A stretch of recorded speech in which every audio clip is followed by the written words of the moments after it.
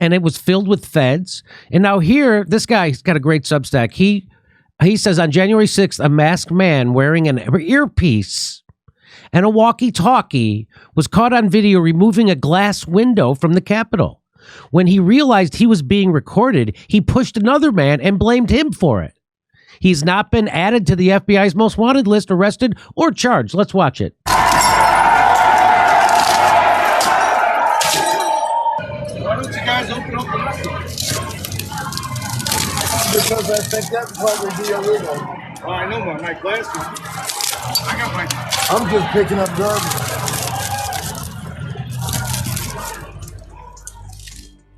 And so that was the guy trying to incite. He goes, why don't you guys open up? Did he say open up the doors, or was it intelligible? It's like, what? The guy goes, hey, that would be illegal. So that's the undercover Fed trying to incite people to do illegal stuff. And the guy says, hey, I'm not going to do that. That would be illegal. I'm just picking up garbage. And so then when Powell turns around, he captures on video that suspicious actor guy and who was vandalizing the window. And watch what he does.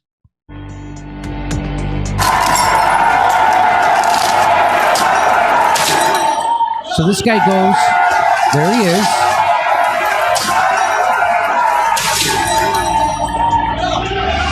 So now this guy jumps in between him and the building, trying to get him to stop doing that. Right? He goes, get the F out of here. Do not go in there. Do not go in there.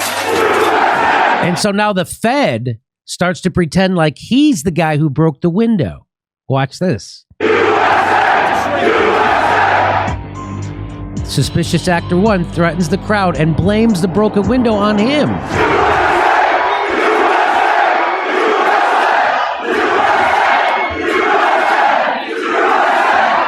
That's how you know it's a cop. That's how you know it's a cop.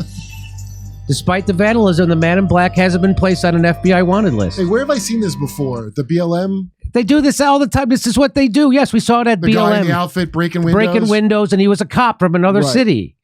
So this is what the government does. They put people inside crowds like this to discredit them and do whatever they want. They wanted them to go into the Capitol and do this so they could have this narrative, so they could have Trump never run again, because they've lost control. People will no longer vote for Democrats or Republicans. They'll vote for a game show host before they vote for them, and they know it. So that's why they got to get control of the narrative. And that's just, so there's lots of videos like this. There's another video right here of a guy holding this thing open with a pipe, open up the door so people can go in and out. That guy's never been arrested. That guy's never been charged. That guy's never been put on a wanted list. And here's Ted Cruz, and he's going to be asking questions. I think this is the second in command at the FBI or the Justice Department. And let's watch what the question is and what the answer is. How many FBI agents or confidential informants actively participated in the events of January 6th? How many FBI agents or informants were there on January 6th? Easy question, right? Sir, I'm sure you can appreciate that I can't go into the specifics of sources and methods. Did any FBI agents or confidential informants actively participate in the events of January 6th? Yes or no? Sir, I can't answer that. Did any FBI... Of course, the answer is yes. If the answer was no, they would say no. The question is, how did FBI agents participate? I can't answer that. That's a yes. Agents or confidential informants commit crimes of violence on January 6th? I can't answer that, sir. Ha! Did any You're supposed to FBI say agent... no, they're not allowed to do that even if they're agent. I thought they're not allowed to be violent like They're that. not allowed to be violent or commit... So they're allowed to be violent and commit crimes even if they're undercover? No, of course not. So your answer should be no, they didn't. Of course not.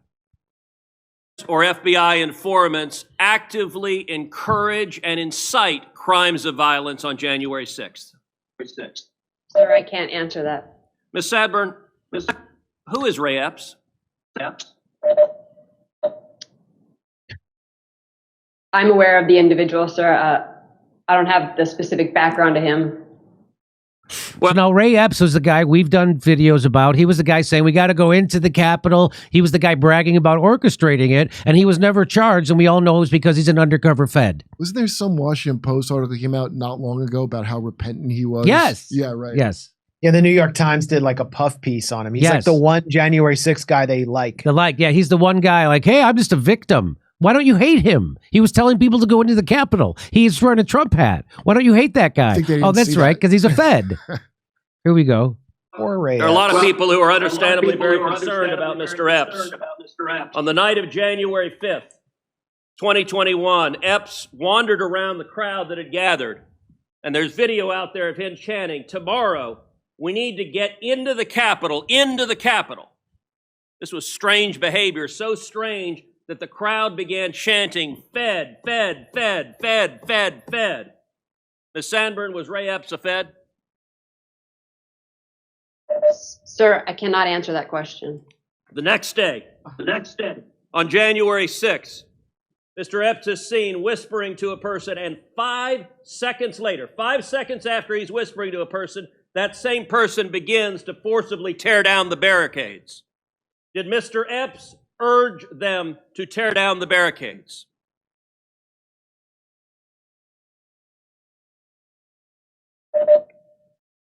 Sir, similar to the other answers, I cannot answer that.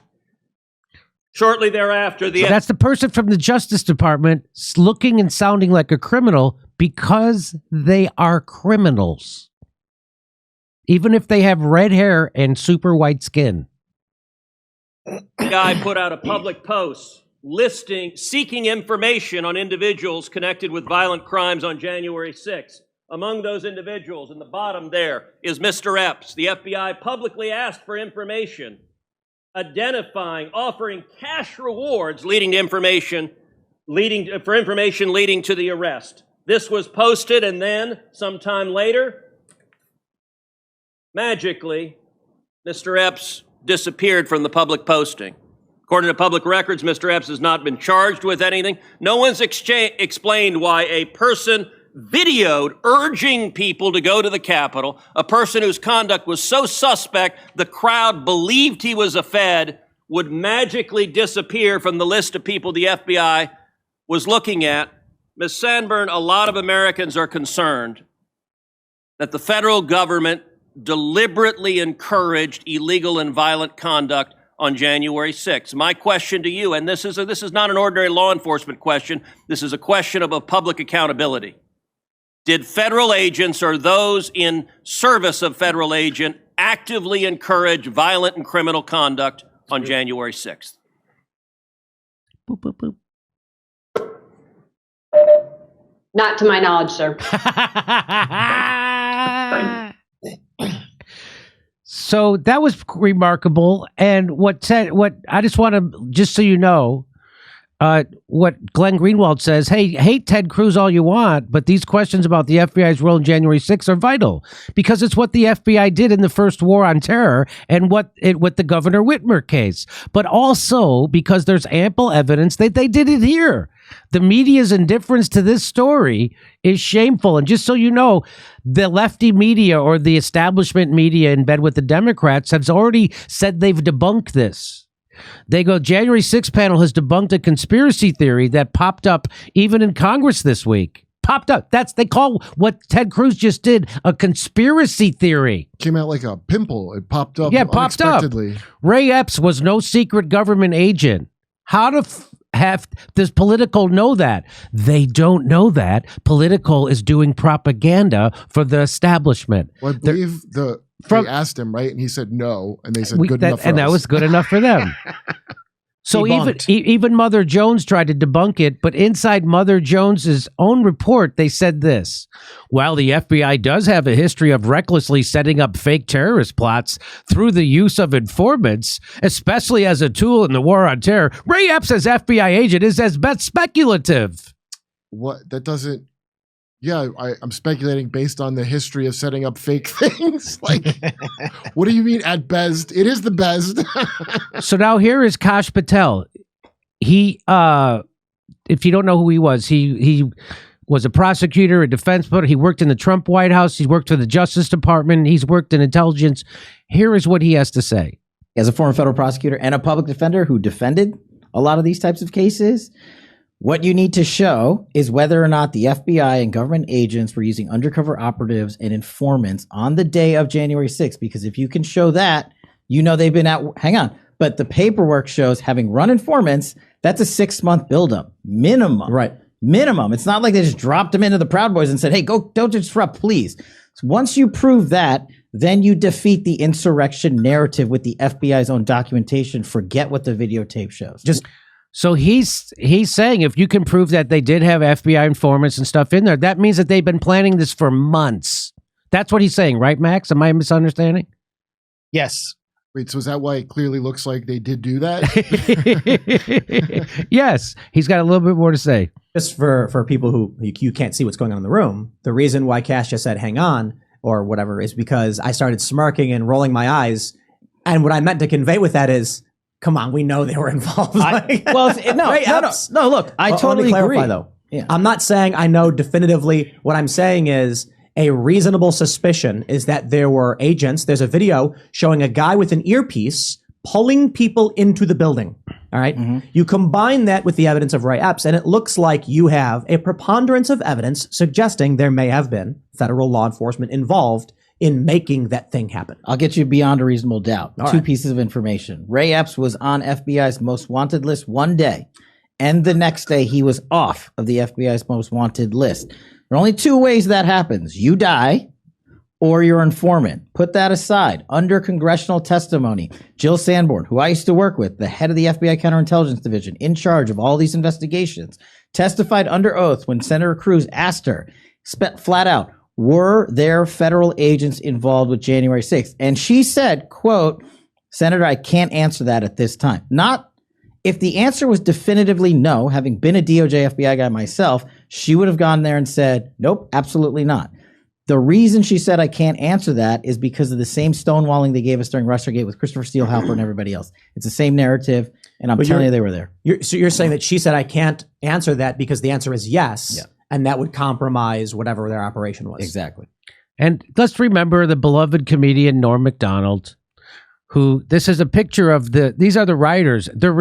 And he says, I loved when the violent terrorists made sure to respect the velvet ropes in Statuary Hall. They just got done killing a cop with a fire extinguisher. Then they got an orderly line. I wish Norm was around. So let me bring in Max. Max, what do you have to say about all this video evidence of undercover feds, of the Justice Department not answering direct questions about how many feds were in that crowd, if they committed crimes, and of course, Norm Macdonald's great joke? Well, court documents show that the KC Proud Boys were, in fact, infiltrated by an FBI informant. The New York Times even reported in November 2022 that 8 FBI informants had been planted inside the Proud Boys in the months leading up to January 6th. There was an armed or allegedly armed person with an earpiece seen in the crowd who was dropped mysteriously from the FBI most wanted list. The FBI has acknowledged to planting confidential informants inside the Oath Keepers on January 6th. There is video footage acknowledged by the Capitol Police that they had 3 officers working inside the crowd wearing civilian clothes, which is just weird. Like, why would you do that if the building was supposed to be closed to that crowd? And, copious evidence that goes well beyond Ray Epps. And then you have the issue of the January 5th, 2021 incident where pipe bombs were placed at the RNC, the Republican National Committee and Democratic National Committee, by a masked person who has never been caught or identified. And for some reason, no one asked Christopher Wray about this. We've only seen a little bit of footage of that person planting the bombs, but those bombs had the effect of directing lots of law enforcement resources away from January 6th and away from the U.S. Capitol to separate locations. It's a very suspicious incident. Does Christopher Wray think that person will ever be caught? And does Kevin McCarthy have the full footage? I mean, he apparently does. Journalist Ford Fisher raised these questions on Twitter, and I think these are really important questions because that's was one of the main pieces of video used to really stoke fear among the public that this was going beyond the U.S. Capitol and was a city or nationwide terror plot being carried out by seditionists. And if you remember, the day after January 6th, walls went up around DC. Yes. Like giant 12-foot walls. Yes. And 50,000 National Guard troops were sent inside the city to treat us, DC residents, as potential terrorists. It was a show of force against the US population that our political leadership feared.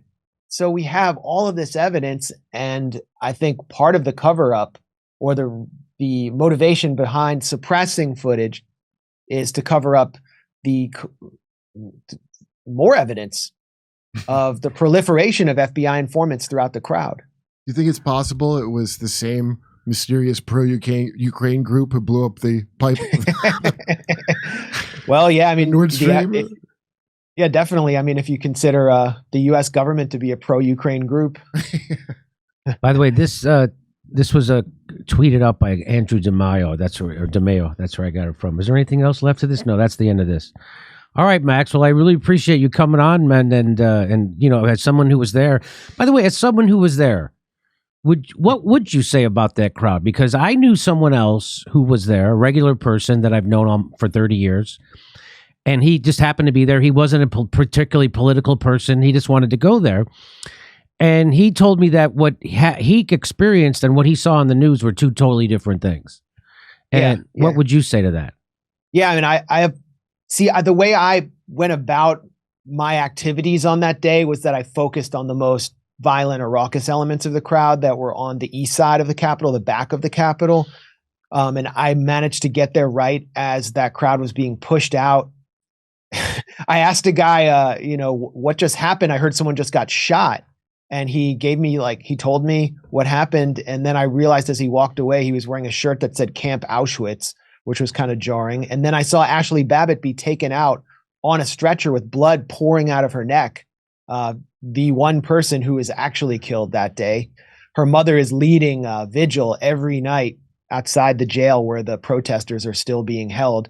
And then on the other side of the Capitol, you had this giant crowd that Tucker showed that was, in fact, mostly peaceful. Most of that crowd was, and it was families and just people like revelers, and they're, playing oldies on these massive speakers. And, they were a raucous crowd, but they were not attacking anyone. And, you would go there and families would ask me directions to how to get to the metro. So there were several different components to the crowd. And of course, the one that we see is the most violent one. I did a lot of work studying the most violent elements. And what I found was that the group that Ashley Babbitt was part of was being incited by really 2 or 3 people it was almost like they had hypnotized this group of 15 or 20 people to keep pushing forward. And Ashley Babbitt was the one who ultimately went forward too far and got shot. I did an article on it. And it was, so obviously it's far more complex than we're being made to understand than the version that's been presented, obviously. Okay, Max Blumenthal. Everybody check out the Grayzone. Thanks for being our guest, pal. Thanks a lot, Jimmy. Okay, let's go Good to Kurt. You too, brother. Let's go to a card. Oh, by the way, Max is going to be on our shows coming up in July 14th, 15th. I'm going to be in Baltimore.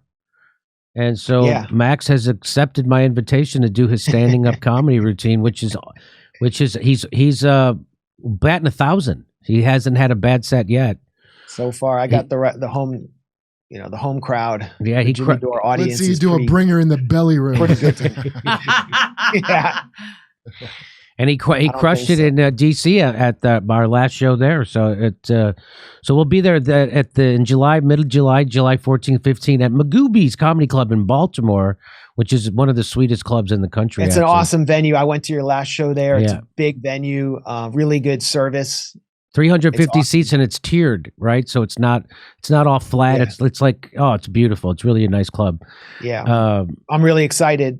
Yeah. Okay. See you then. Sells out. All right. I'm sure it will. If you want to see my stand-up special, become a member at jimmydore.com. It's only $10, and come see our live stand-up comedy in Los Angeles, Palm Springs, Milwaukee, St. Paul, Honolulu, Northampton, Massachusetts, Syracuse, Cohoes, New York, Hartford, and more.